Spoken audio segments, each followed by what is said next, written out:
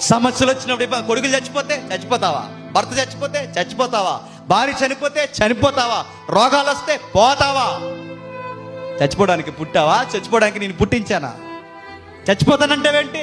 పుట్టకపోతే బాగుండంటావేంటి? లేచి నిలబడి పౌరుషం తెచ్చుకో. నేను చెప్తున్నా, రోసం గల దేవుణ్ణి, లేచి నిలబడావు. యోబుకే కాదు, నీకు నాకు చెప్తున్నాడు. ఏ సమస్యలున్నా, ఏ ఇబ్బందులున్నా చావు పరిష్కారము కాదు.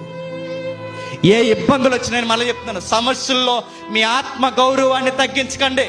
సమస్యకు ఎదురెళ్ళండి అంతే. ఎందుకు చెప్పిన, సమస్యను చూసి పరిగెట్టేవాడు చేతగానోడు, సమస్యకు ఎదురు పరిగెట్టి ఎదురు నిలబడేవాడు చెప్పండి పౌరుషం కలిగినాడు దేవుడు బిడ్డ. భయపడకండి. ఏమొచ్చినా మహా అయితే ఏం చేస్తాయండి? చంపేస్తాయి, అంతేగా. ఆ చచ్చేది ఎలాగ చచ్చిపోతాయి ఏదో ఒక రోజు. ఆ చచ్చేది ఏదో విజయకేతనం సమస్యకి ఎదురెళ్ళి చస్తే ఆడి మగాడండి సమస్యకి ఎదురెళ్ళి చచ్చిపోవడం అంటారు.